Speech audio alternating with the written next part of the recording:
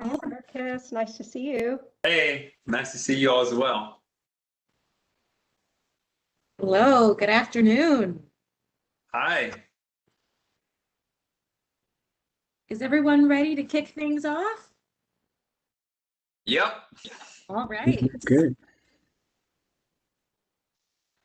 Well, we are ready to kick this session off. Enriquez, if you want to join us in making welcoming remarks. Yep. Thanks very much. Good afternoon, everyone. And thanks very much for attending the 2021 AMA Summer Academic Conference and joining us for today's session.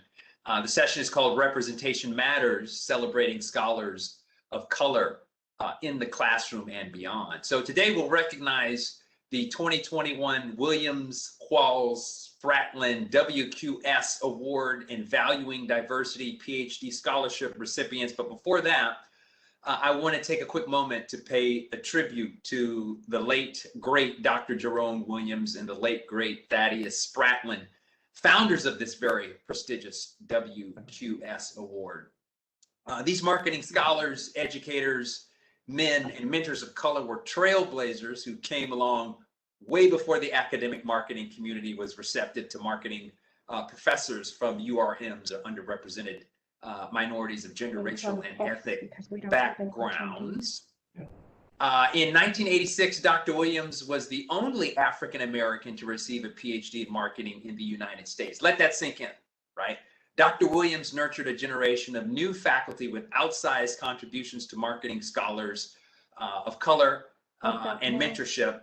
This included his visionary work at the PhD Project, which was founded in 1994 to diversify the corporate boardroom, but also to diversify the role models in front of the classroom behind the podium. Dr. Williams' contributions have been featured nationally and have really transformed the lives of consumers and young scholars of diverse backgrounds worldwide, including older scholars such as myself. And these men have really been a very important sort of pillar of support. And I want to say a little bit about Dr. Thaddeus Fratlin, who is a prolific researcher in marketing and society and doing groundbreaking scholarly work, paving the way for faculty of color. Now you gotta understand this, right? He got his PhD in 1962, right? And if my history serves me, I believe on August 6th will be the anniversary of the Voting Rights Act of 1964.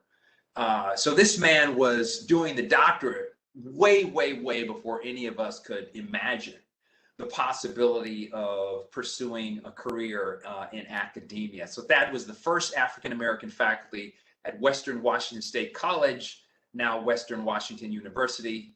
His work was represented in an AMA Marketing Classics initiative where he penned a chapter on public policy alternatives for change with reference to disenfranchised groups, focusing on efforts designed to improve marketing systems performance. His thinking and commentary are still relevant, even more so today. And I gotta say, both Jerome and Thad were mentors of mine, personal mentors that were available on the bat phone anytime I ran into challenges and wanted to just have a shoulder to cry on. So these men were not only luminaries in the field and certainly will take their rightful place on the Mount Rushmore of professors of marketing, but they were also incredible men who inspired myself and many countless others. So their legacy represents the pioneers who really laid the foundation, kicking down the doors and allowing us to come through and be successful in academia today. Both of them will be greatly missed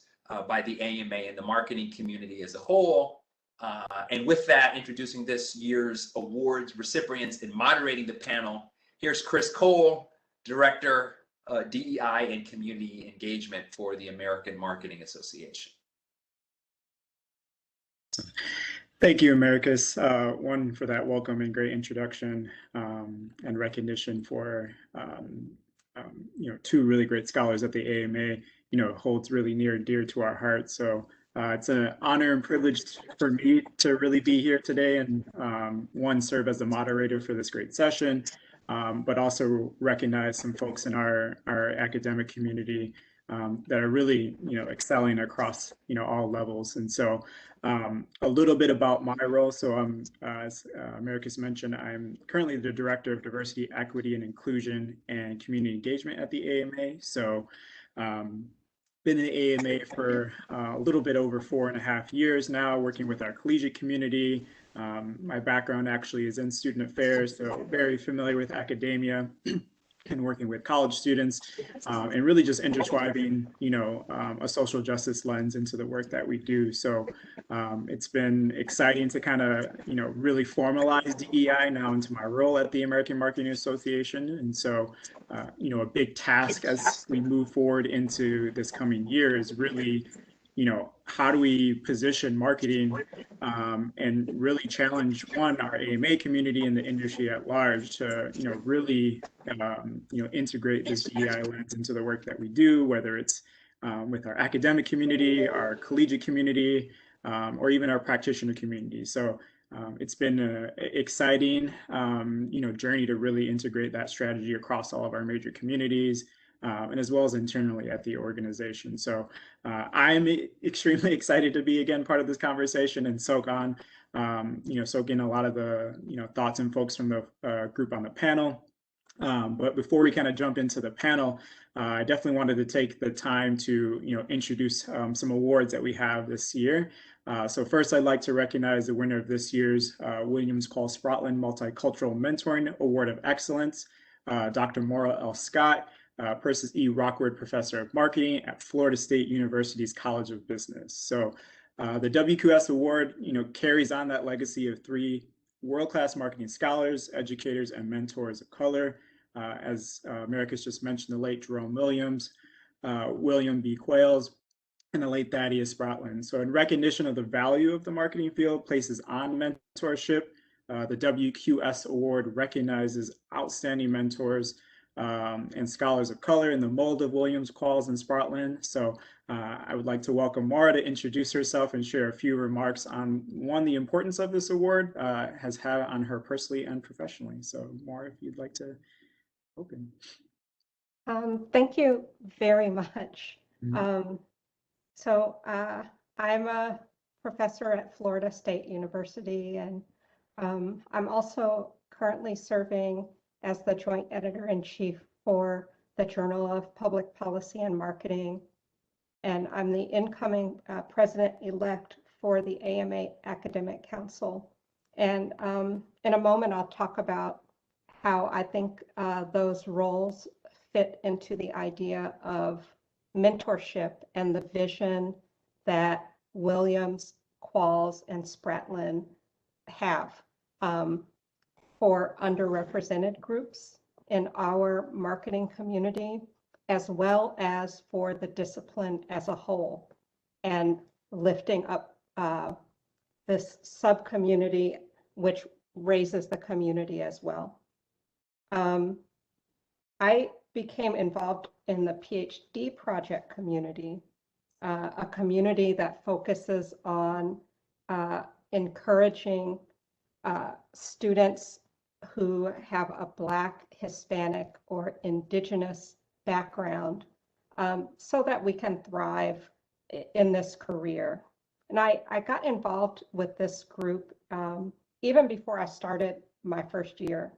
And I want to point that out because at the time, and this was in 2003, the American Marketing Association and the PhD project had a partnership that gave students the chance to get involved in the American Marketing Association very early. That made it very natural for me to get engaged with both communities. The idea of mentorship is central to the PhD project community. I would say that that's really, I talked about this with the group last night, kind of the secret sauce, this sort of familial, nurturing mentorship mindset that's also pushing for excellence on all fronts in parallel. And so growing up professionally against this background made it very natural for me to want to strive to be an effective mentor, a caring and knowledgeable mentor for students coming behind me and for my peers. And it was very much us mentoring each other. And because of that, and because of the esteem that I hold for those three men, for me, this is really one of the highest honors that I can imagine receiving in this discipline. And I think there are many great accomplishments that can go around. But for me, when I think about this intersection of what matters to me personally and what matters to me professionally, this is something that I will always cherish. It's something quite wonderful. So I guess that's how I would highlight what this means to me professionally and personally.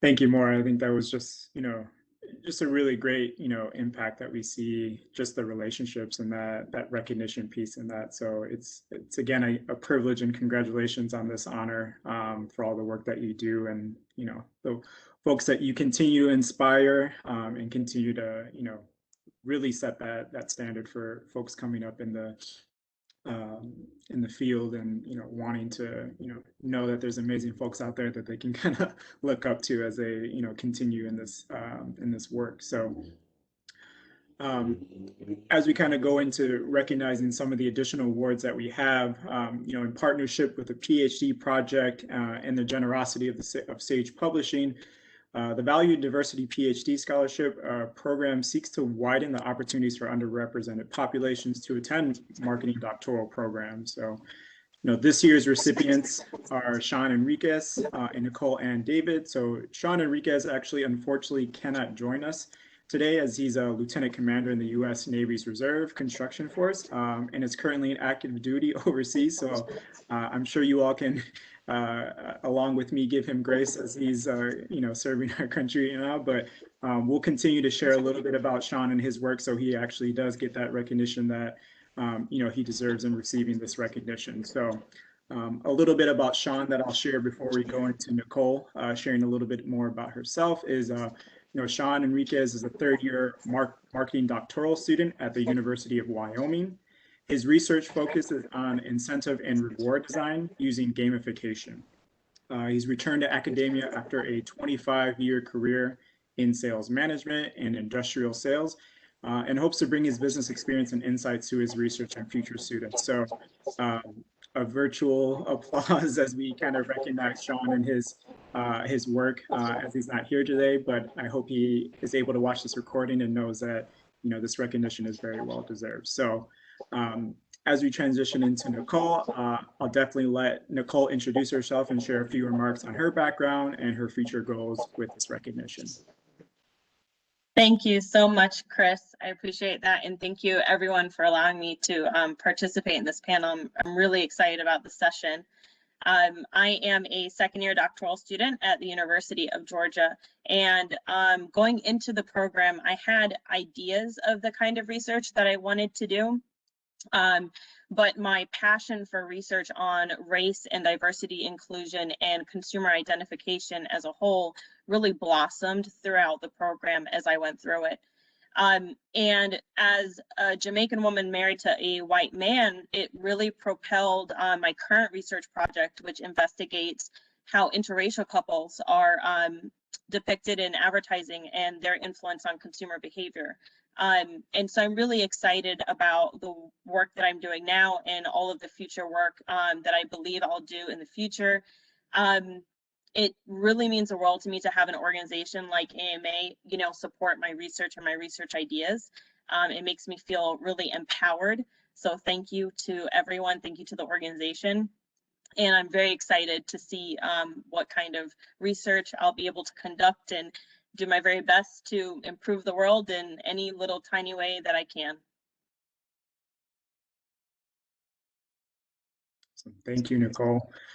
Awesome. So again, huge congratulations and recognition for you all on this well-deserved award. And the AMA, as well as myself personally, growing up with in an interracial family as well, Nicole. So we might have to touch base later on some of that research because that was definitely, my life. So, but yes, congratulations and, well-deserved, and certainly look forward to the future work that you do alongside with this recognition. So, I'll kind of transition now as we go into this panel discussion. I know we have a bit of time to kind of go through this, and Americas, feel free to kind of jump into. I know we'll definitely love to hear your input and thoughts in case any questions come up.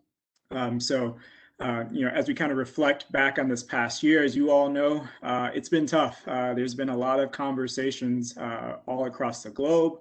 Obviously, in boardrooms, classrooms, and academia across the country, really since this, social justice and racial uprising this past summer of 2020.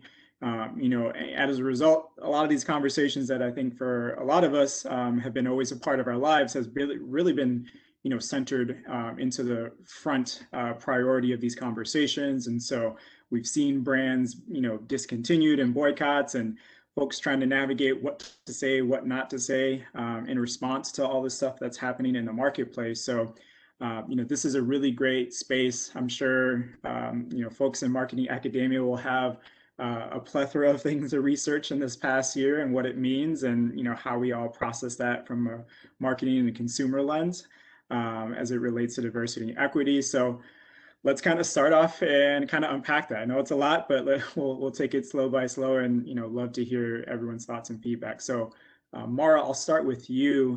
What are some of your thoughts on the issue of inclusion, and what you've observed as key impediments to a more inclusive community of diverse marketing scholars?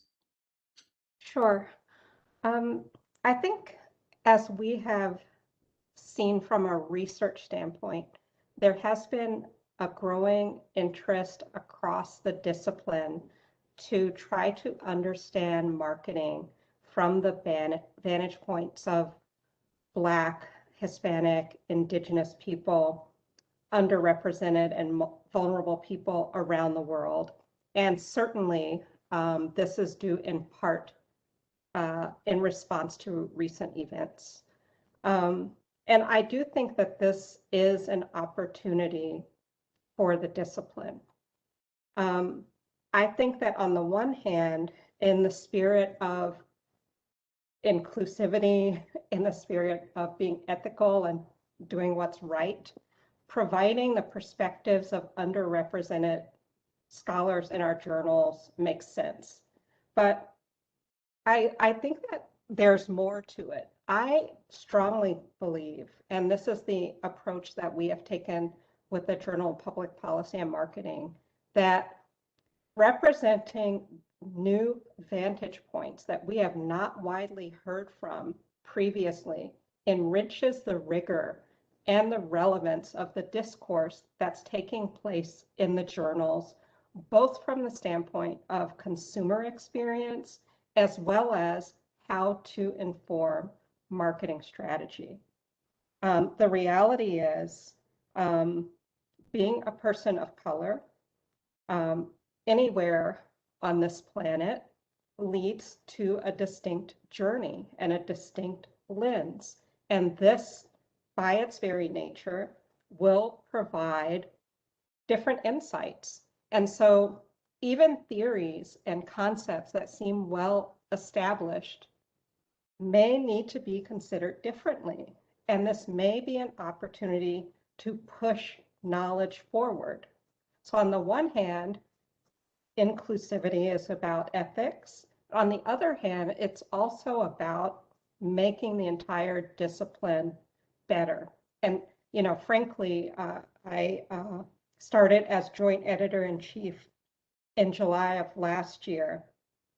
And we baked into our strategic plan as our foundation inclusivity, that this needed to happen, and that our journal, but I do believe the discipline, can benefit from drawing in new voices. So that has been my strategic focus. That's been my attempt as a mentor as well.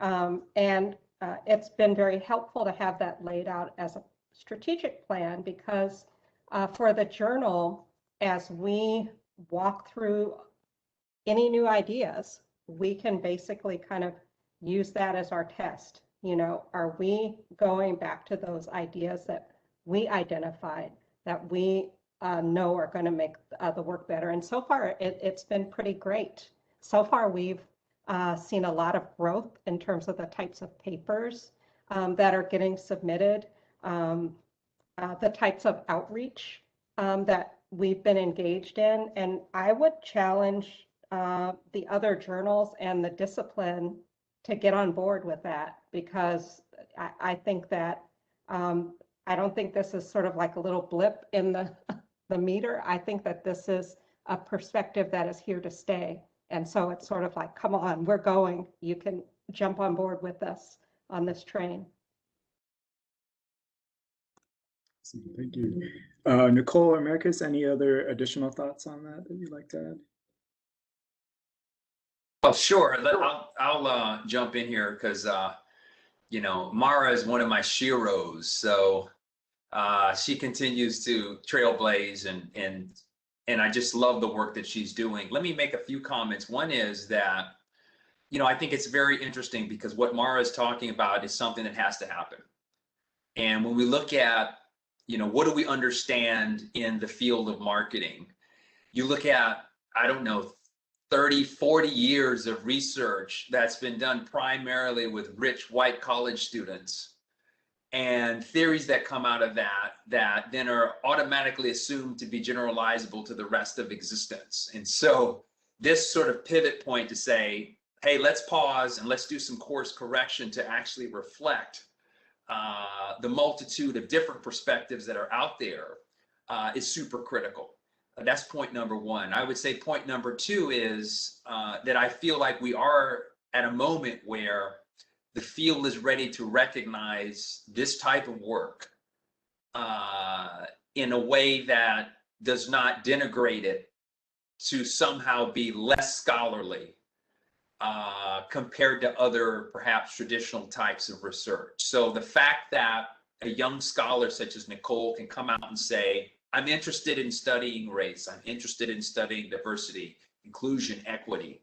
And I don't believe there's the same sort of stigma around that I think previously might have existed. So much so that I would oftentimes, 10 years ago, 15 years ago, counsel young students to say, hey, be careful. If you want to study race, there's this huge barrier you're going to have to get through because a lot of people are going to think that it's somehow just not at the scholarly level that's required for places like JMR, JCR, JPPM.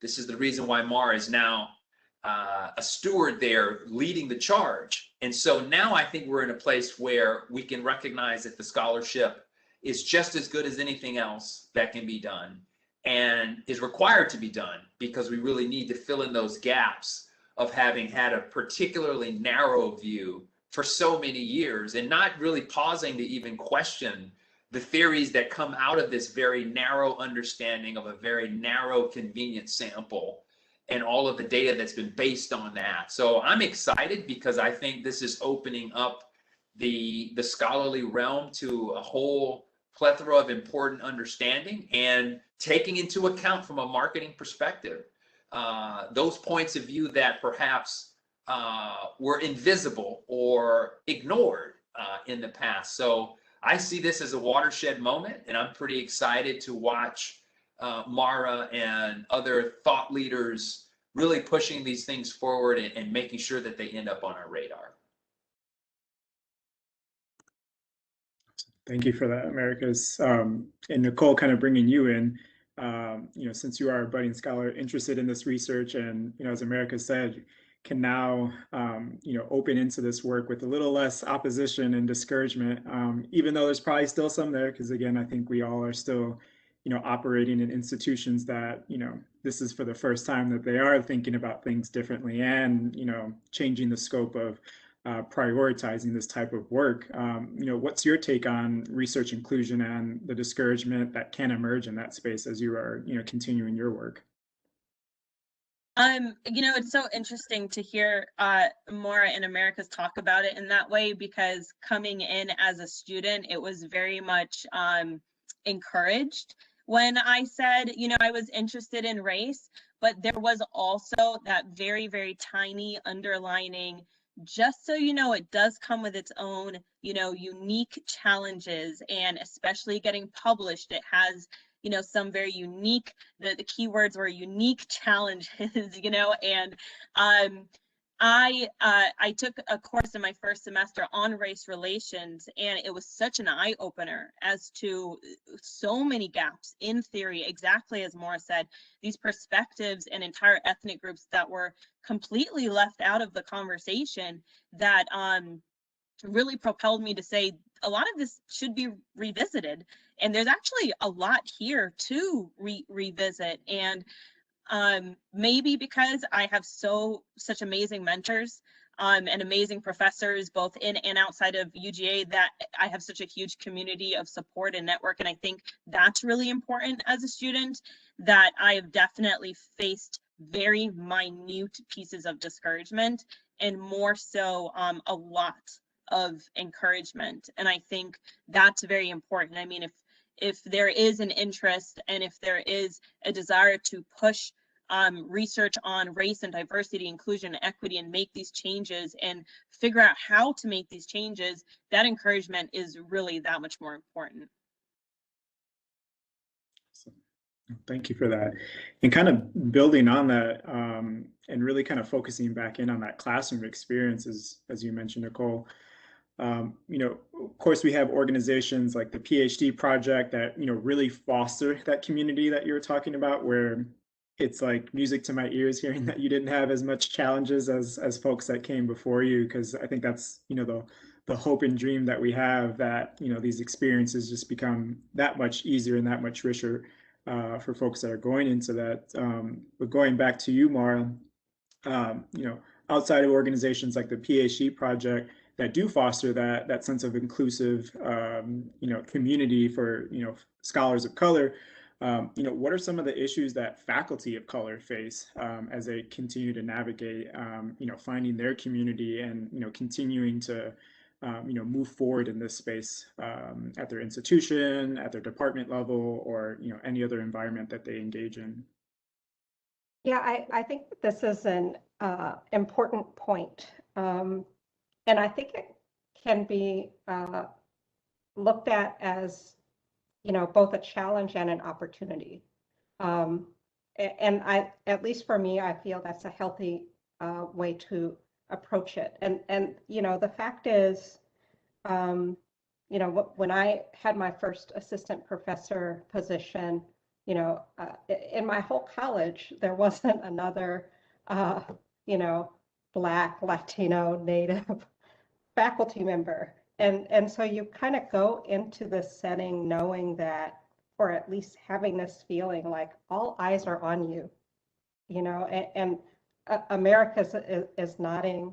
We'll be interested to hear his experience too. But I think that, that places us in a unique position from a mentorship lens, meaning, I regularly had a stream of undergraduates of color coming into my office because they were so happy to just, I think, like see a little brown lady, Later, junior colleagues are from, around the country do the same thing. They're reassured and they're kind of reaching out to someone who they feel has had some shared journey and will understand what it took to get where they are. And so in many ways, it's a great privilege to be in a position where you can serve as that type of mentor. But of course, we also have pressures and there's limited time. And so I think those things need to be carefully reflected on. At the same time, our universities and our professional organizations, many with good intentions of trying to be inclusive and have representation, are going to seek us out. And, they're just because of underrepresentation, there aren't many people sometimes to go around. And so as a result, I think it's important to think very strategically as all of these opportunities emerge, opportunities to support students, opportunities to support our organizations. And I think that it's important to align those requests with, one's personal and professional goals. And also, when you think back to Qualls-Spratlen, Williams, their community level goals and what their vision was for this community, and sort of balance those things out and sort of figure out, there aren't a lot of us. How can we most effectively use our time, our abilities, our resources to lift up others? I do believe that in the end, this is not just helping the community of people that don't have as large a voice right now, but it's ultimately benefiting the discipline. And when you think about the impact that a discipline like ours has at a societal level, I have to believe all of these small steps, when we're all taking them, will have some positive impact on society at large as well. So yes, so I do think much is asked of this small community, but I think that there can be a lot of upside as well. Thank you for that. And I'll actually kind of tie in one of the questions that we got in the chat. And maybe Americus, you can kind of build in on top of Maura's comments. With that task, how do you all balance that time constraints that come in, with the passion to help others? I know for me, a lot of this work is personal. It's very passionate, especially from a mentor aspect. And so as you're navigating your own responsibilities, at your institutions, how do you balance that community building, that mentorship, that passion you have to really create that with, all the other things that are kind of, tasks at you and at your institution. So any thoughts on that you can add, Americus? Yeah, I mean, I think that it's a great question, and it really is the dilemma that we face as faculty of color, because there are not a lot of us. And when we show up, I remember 20 years ago, first time ever teaching a class at the University of Pennsylvania. And I would get these comments in the student evaluations, things like, wow, he's so articulate. And just, and there's a lot of this implicit, like they just haven't seen this. It's not something that they're used to. And that's the less sort of egregious side of things, right? And so, there's a constant kind of navigation. I know when I started, it was a huge challenge for me, Chris, because I felt like, and to Maura's point, and probably you're going to face this too, Nicole, there's going to be so much pressure of folks wanting your time, and you want to give that time. However, you have to realize, to the point that Maura's making, the strategic point. And that is to say that, listen, if I give all my time in the short run, I'm going to be gone, because there won't be enough stuff that I can put in a portfolio to get tenure to stick around. So I have to be very careful about the opportunities that present themselves with respect to making sure I am mentoring in the ways that I want to. And unfortunately, you may have to back off of some of that stuff, at least in the short run, because this is a marathon and it's not a sprint. And at the end of the day, it doesn't help anyone to show up at an institution for 5 years and to be gone. What we need is people at the table, right? It's that classic saying, if you're not at the table, you're probably on the menu. And so you need people in the room. And I was shocked, just absolutely shocked, when I got to see the other side of a faculty meeting, of what goes on in a faculty meeting with respect to just having a voice in the room to be able to affect things. And so you got to make sure you end up in that room. So it's going to take it's going to take some pain to say no to some things, to be able to play this long game so that you can put yourself in a position. So once they give you the key to the city, now, in faculty meetings, I'm just like, I don't know. I mean, fists raised in defiance and just all kinds of, I'm sure they're like, wow, he was quiet for 5 years and now, holy shit. But it's like, literally, it's like you have to kind of bide your time, do your research, do what your school is going to ask you to do to be a good citizen, research, teaching, all that community stuff as much as you can. One thing I'll say though, Chris, is look for opportunity. If there's opportunities to somehow synergistically combine things where a community engagement can somehow also feed into the teaching piece or be connected a bit to some of the research that you're doing. So if you can look for ways to kind of create a synergy between community building and mentorship and the other things the school is asking you to do, then you can potentially create a win-win. And so one of the things I would do is I would strategically fill my own plate with stuff that I was interested in doing with community engagement, so that when someone asks me, hey, we need you to serve on this other committee, the answer is no, but I would tell you it's because I'm doing X, Y, and Z in this other domain. So it's not like I'm just some bad teammate. It's I've got these other things that I'm working on. I don't have bandwidth to go serve on your blah, blah, blah committee, but I am doing these other things that I think are important. And they say, oh, okay, well, we understand. And so there's ways to this is what Mara's point is. You strategically manage these kinds of things over time so that you don't put yourself under the gun. Because quite honestly, I mean, first of all, tenure is hard enough for anybody, right? It's hard. And so, there's very few degrees of freedom to make mistakes. And when you add that to, academics and scholars of color, we don't get the do-overs. We have to be twice as good.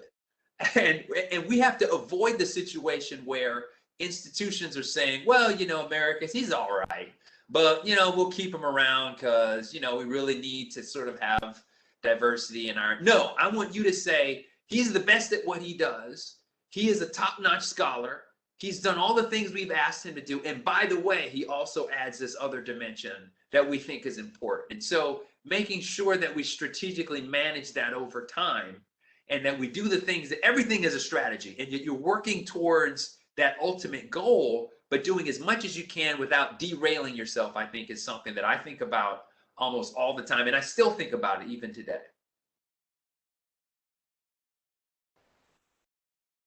No, thank you for that, Americus. I think that perfectly encapsulated, that dilemma that, folks in those positions often deal with of balancing, that really trying to find that synergy that you were talking about, which I think is great. And, maybe I'll probably ask Nicole or Mara to, either build on that, coming up into this work, Nicole, or, Mara really. I'd actually love to comment, on this, because apart from agreeing with everything that was said, I do think it's worth saying and important to note that as a student of color, and I feel like I can say this confidently for all other students of color, I was looking at the makeup of faculty in doctoral programs before I applied to the schools. I was counting the minorities that were tenured and not tenured, and the females that were, and I will do it again when I go on the job market and consider where to apply, because it really is that important to me. And I think it is that important across the board. I think that representation 100% matters. It matters so much that even if you don't have the time to give me directly, just knowing they are there identifies for me a little bit more what my role is going to be at that university. And kind of just touching on something America said, what kind of implicit bias am I going to come to face with depending on the diversity that exists or doesn't exist at that school. So 100% playing for the long game. Even as a student, I hear and understand that because just being there makes that big of a difference for a student like me. I love that. And you touched on a really great topic that I think we were, already kind of going into in this next transition of, we often see faculty of color tapped to consider those administrative roles, and we kind of deal with what that pipeline might look like. So Mara, any thoughts again on your experience on that pipeline? And, as Nicole mentioned, it seems like that's a huge factor for incoming scholars of color to look for, folks that are in that pipeline and, not only just having that diversity, but, do they have a seat at the table? Can they contribute? Can they actually, get the things that they need done? But, as America's mentioned, also they're there for their qualifications and their expertise first, and all that other diversity of thought and experience and expertise is like icing on the cake as they bring that experience in them. So any additional thoughts on how you have navigated that pipeline, or how you've seen it throughout your experiences?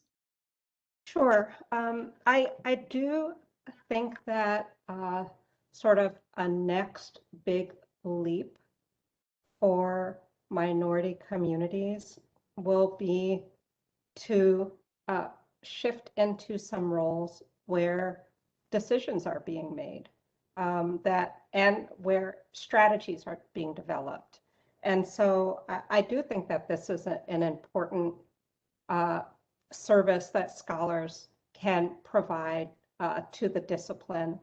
And I just, Jerome was a great example of that, being serving as provost for Rutgers while still being engaged in, all other facets of scholarly life, which is kind of mind-blowing to me when you think about, how effective a person needs to be able to function in the way that he did. I think that this is something very interesting. This was something that I had thought about for a long time, in terms of, I knew that once I reached the full professor level and accomplished that goal, that I wanted to serve as a journal editor. I wanted to have that experience because I felt, and this gets back to what Enriquez talked about, we have limited time. Where can we really make an impact in helping this community and helping the discipline in parallel, right? Just makes everybody better. That's a good solution. And so I felt like this was one of those relatively more administrative types of roles that also allowed me to stay immersed in what I personally and professionally love, which is the research part of it. So to me, it was just sort of like a win all around. Within my institution, I also decided to serve as a director for our doctoral program. I'm doing that jointly with Martin, my husband. And again, I feel like this is one of those places where, it's important to do your part in your department and help out. It kind of takes the whole group to keep the machine running. But this is a place where I felt like, this is a role that impacts the long-term pipeline for the institution, for the profession. And so I think thinking very carefully about what fits with your strengths, your interests, and that can sort of broadly make impact is something that I think rings very true to me. I think it just, especially when you think about where the community is today, I think this is the way to go about thinking about sort of looking forward and taking the WQS vision to, the next few decades kind of thing. Thanks. Americus or Nicole, any additional thoughts on that topic? Yeah, I think that, you're singing to the choir. I love this because, it's all about being in the position to, Mara said this, affect strategy. And I think that, it's up to us to make sure that we have that impact, Chris, and that we are signaling to the world that these are important issues. Okay. And so for example, I was asked at some point to get involved with diversity, equity, inclusion at my own institution. And I just told them outright, I said, you know what, if you want to take this seriously, hire somebody, pony up the cash and pay someone, hire a professional director of DEI, bring her in, bring him in, and just, you know, don't try to take my 5% of time that I have left and have me do a half-ass job. Signal to us that you care and it's important enough to bring an expert in to really work on this stuff. So once you get to that level, I think that, you know, to Mara's point, you have to do as much as you can that creates those synergies that elevate, but you also have to put your university in the hot seat a little bit to say, like, look, you know, this stuff matters, and you need to signal to not only the faculty but the rest of the world that this stuff matters. Because I think oftentimes what had happened was people kind of have this vague understanding that diversity is important, and they would try to just create it and then leave it alone and walk away and then hope everything works out. But you can't do it. You have to create diversity and manage it and understand it and all of these other kinds of things. So, you know, trying to be part of that strategic decision making, trying to be playing those sorts of important roles. I mean, journal gatekeeping. I mean, kudos to Mara. I can't imagine being a journal editor, because the only thing you do is bring people bad news. Usually, it's the only thing you do is make enemies, because if their paper is accepted, it's because they were brilliant and smart. But if their paper was rejected, it was because you did something wrong. And so to step in and say, you know what, I'm going to be an editor. I'm going to have impact. I'm going to make sure these issues are addressed at the highest scholarly level. Takes a lot of time and effort, and is super duper important. And so, you know, to be able to have a super high quality scholar like Mara sort of as the gatekeeper and willing to come out and say, listen, I'm going to, you know, help authors. That's the other thing. Help authors actually make their work better, and move it to the highest scholarly level so that this work can be published, is something that, you know, is just incredibly inspirational. So, you know, kudos to Mara on that. Kudos for Nicole stepping in and saying, I'm going to do this and I'm going to do it the right way. I think it's just inspiring to me, because I just felt like in 2000, I was just alone, and I was trying to fly the plane as I was building it. I had no idea what I was doing and making all kinds of mistakes. But in the spirit of like mentors, mentees, helping me understand, you know, where are the missteps, where are the pitfalls, where are the landmines, all of these different things, I think has been pretty important. So to Nicole's point, you know, just to be, and I do this, I say, here's my text to the students, you know, text me if you need anything, I'll respond, you know, I'll try to be play a part in this community, with an eye towards really understanding we've got to get in leadership positions. We've got to get to that higher place where we're making decisions and we're shaping the strategy of these institutions. So I think this is a great moment for our field, and just super inspirational to watch all of these incredible stewards of our entire industry, if you will, moving it to a better place. And so again, you know, being very strategic, and from day zero, you have to be like strategic. Here is my plan to get tenure, and here's how I'm going to do it. You can't just jump out there and make it up as you go. You have to have a plan, and you have to rely. I was relying on Bill Qualls. I was relying on Jerome Williams. I was relying on Thaddeus Fratlin. I was relying on Mara Scott. All of these people like drawing energy and saying like, okay, I could do this, and focusing and not, you know, going sideways and getting distracted from those ultimate goals. So I think the more that we can build this as an approach, like here's the template to be able to be successful in academia. Oh, and by the way, making sure that we enhance the community as we do that, is something that is just, you know, incredible and amazing to me.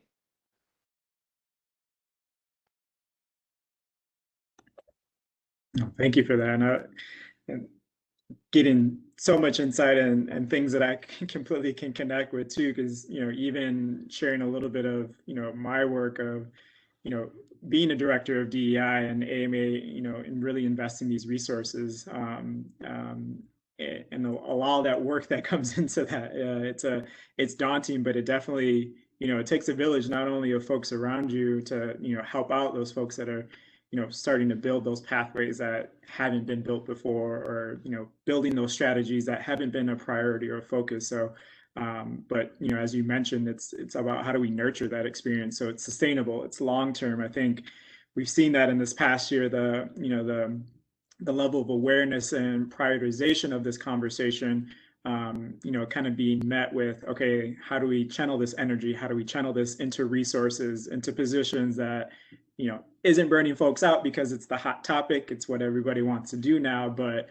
how are we doing it in an inclusive way, in a sustainable way, that has that long lasting impact and change on our institutions, our organizations, and the folks that we interact with. So, kind of building on that and just thinking about the idea of allyship, because I know you all probably, continue to navigate at your own institutions with, fellow faculty, fellow admin, or, other colleagues and folks at other institutions. What are your thoughts on allyship, especially as we think about this past year where you now have more folks where, yes, you might be, the only faculty of color, but, you have, white faculty or other faculty that, not of color that, are raising their hand, asking for ways that they can support. How have you navigated that, transition in this past year, and the importance as we, really integrate this work at our institution and, the research that you all are doing? And that's for anybody can jump in.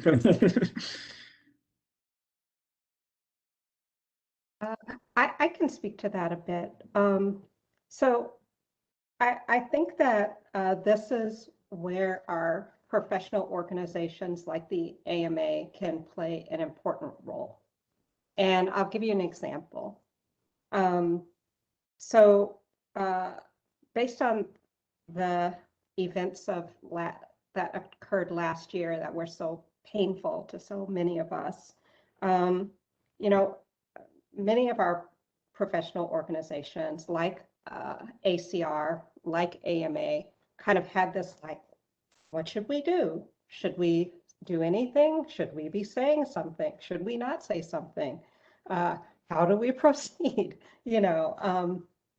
I think what I saw is that by, having some people for whom this all was extremely personally relevant, some being people out of the communities of color, but others also in these ally roles who also understood the impact of what was happening around the world, helped push our organizations to change. And so an example I think of is the ACR board, for example. The ACR board took some concrete steps and said, there's some things that we can do in a more sustained way. And one of those things was to partner for the first time with the PhD project. That's fantastic. Develop a mentorship program so that people who wanted to serve as allies for PhD project students had a structured sort of like way to move forward. Because I think a lot of times people want to be involved, people care, they want to help, but they also are sort of like America said, we're all at like -5%. We don't have time to do anything else, much less sort of like think about what would that be. And so I think to the extent that the organizations can build some of that infrastructure so that people who want to help are able to kind of like plug in and say, yes, I'd like to be, I'd like to serve as a mentor, or I'd like to serve as a mock interviewer for, an underrepresented student.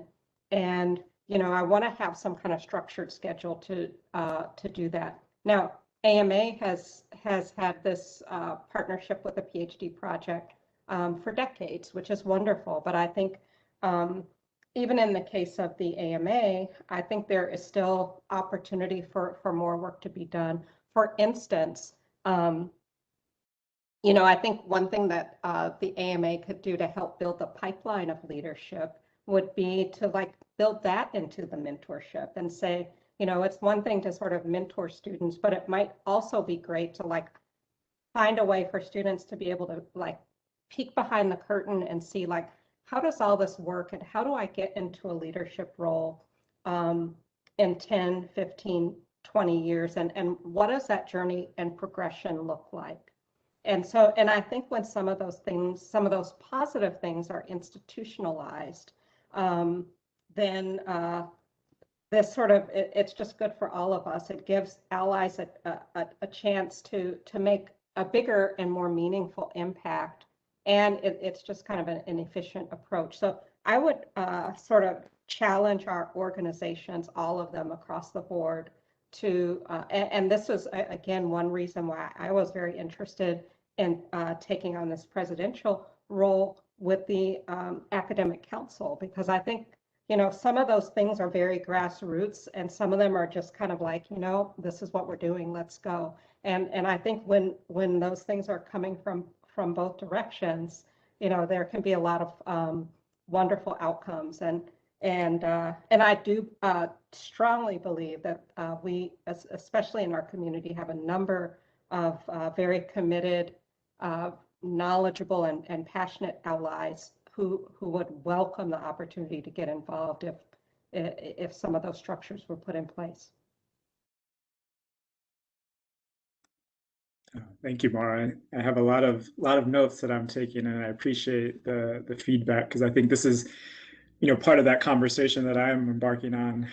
So it's always great to hear some of the ideas that I kind of have cooking in the background kind of, you know, directly align with that work. So it's much appreciated too as we move forward in that. As you mentioned, continue to find ways to set that structure, institutionalize it, so folks can, you know, kind of get involved, because the passion and the will to want to have that impact is there. And, you know, how can we, you know, really as organizations, you know, tap into that resource in an effective way. Any other additional thoughts that Nicole or Americus you had on, you know, just the importance of allyship as we, you know, continue this work?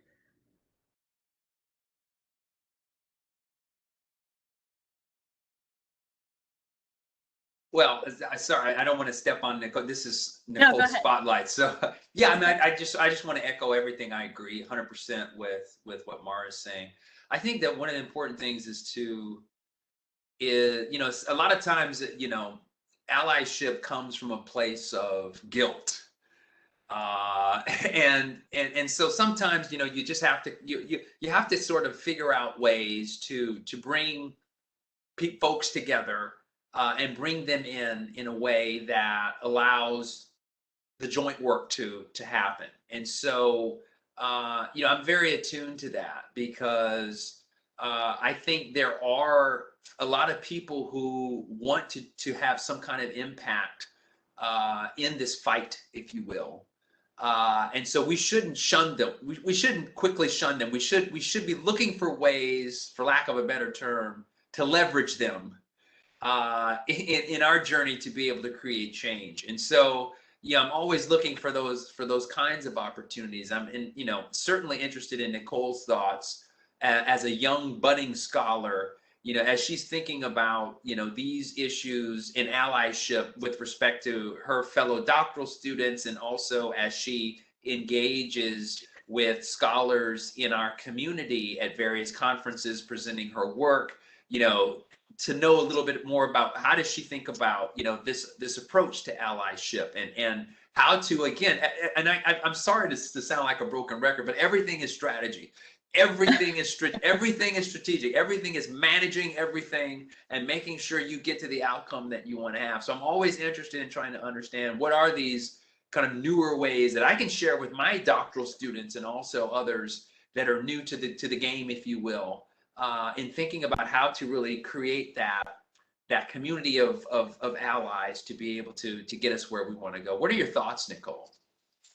So it's funny because and this is partly probably because my brain is completely flooded with literature reviews on race and stereotype perception. And so I was not at all thinking about allyship from the perspective of guilt, as much I was thinking about it as a bridge between an in-group and an out-group, because that's this positive effect when you're perceived as an out group versus in general a negative effect when you're perceived as an out group. And I kept thinking allyship should be our way to bridge the two groups and kind of, dilute that negative effect. I mean, if we can fuzzy that line between you look different to me and we're in different places, whether it's because of skin color or anything else, then the effect really should just increase, right? It should enhance and it should be more positive. And that's the doctoral student brain thinking about allyship in that sense. I was not thinking about it from guilt at all. And I kind of don't want to, because I think if I did, I wouldn't like it. So I think I'll prefer to think of allyship as people who want to advocate for you in a genuine way. And I will even go as far to say that's beyond the color of their skin or their status or economic status, simply a genuine desire to advocate for you. And I'll take that any day from just about anyone, right? So I think the more people in your corner, the better.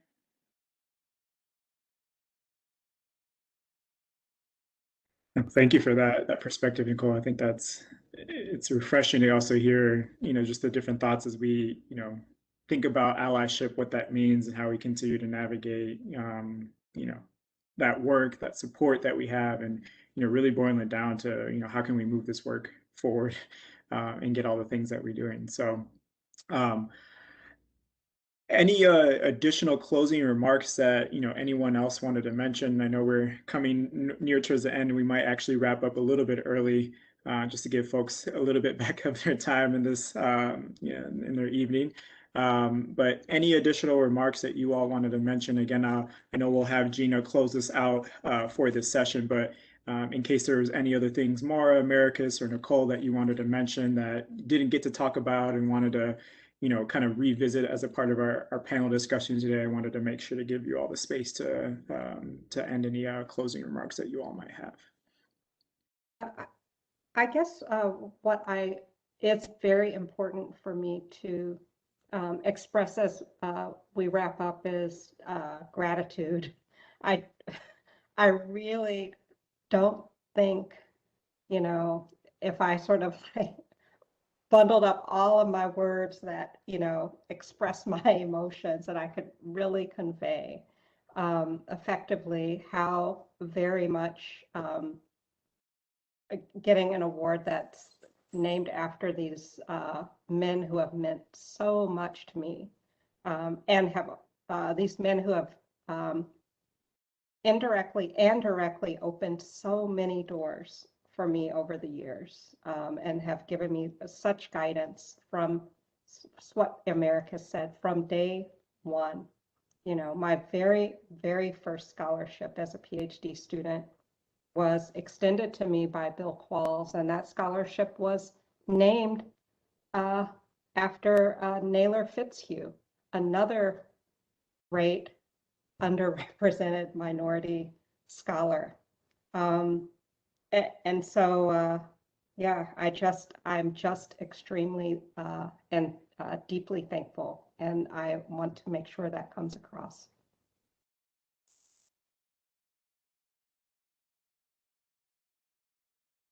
Yeah, to just jump in on that, I echo that 100,000%. I think that, I mean, I looked at, what my journey was going to be, and I was, to Mara's point, counting the blessings of having those mentors in your corner, kicking down those doors, and allowing you to walk in and have a potential avenue for success. It's huge. And, it's just awesome to see the younger generation, folks like Mara, who are continuing the trailblazing. And we got to get the word out. I mean, there's so much, there's such a kind of hidden figures-esque kind of aspect of many of these great scholars that may not be known to folks. And the WQS award, huge, kudos to Mara for that. The scholarship recipients for Nicole and Sean.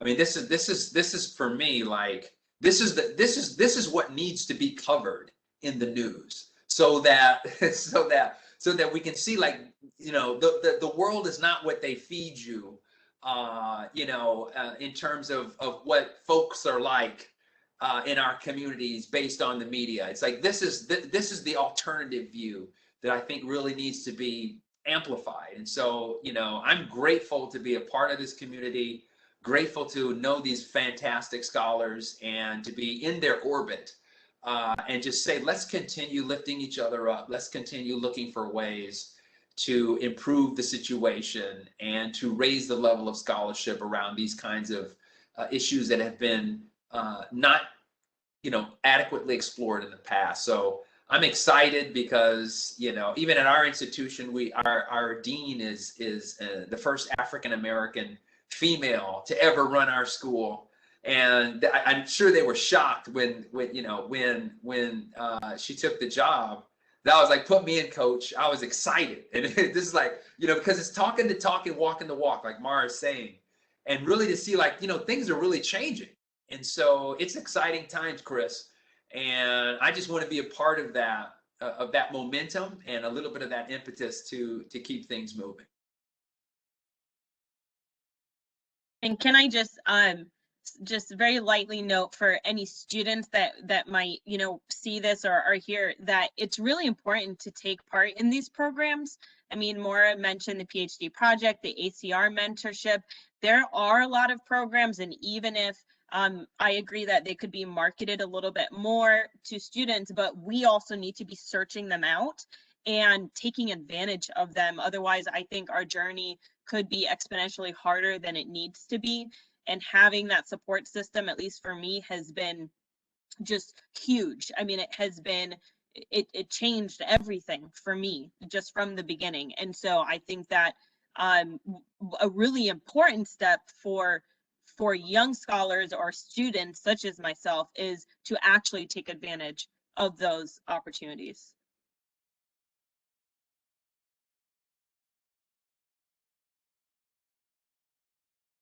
Awesome. Well, that was a perfect way to kind of wrap things up. And really, again, I try to express the equal amount of gratitude, Maura, Americus, and Nicole. One, for again taking the time to share a lot of great insight on this panel, but also, again, wanted to equally recognize the great work that you all have contributed to this space and continuing this work and continue to knock those doors down, as America said. So, thank you all again for, all the work that you've done. And, the AMA obviously wants to continue to recognize you all and the work you do, and, help you continue to break those doors down as we continue this work moving forward. So thank you all. I'll let Gina kind of transition and wrap us up, but this has been one super inspirational for me, one personally and professionally within my role at the AMA. So thank you all. I definitely really appreciate it. Yeah, I just want to echo some of those comments that Chris made. And then just on behalf of the AMA Foundation, congratulate Nicole, Sean, and Maura for being selected for these scholarships and these awards. You were more than deserving, and I'm so happy to be a part of the process to honor you for your achievements. And the AMA and the AMA Foundation looks forward to all of your accomplishments that are yet to come. So just wanted to say thank you for participating in this session. I was listening and learning, and it was just a wonderful experience. So thank you so much. Yeah, the comment in there, the wisdom. Thank you for all of your wisdom and your insights, and congratulations again. And this will be the close of our session today. Thank you so much. Yeah. Goodbye. Bye, everyone.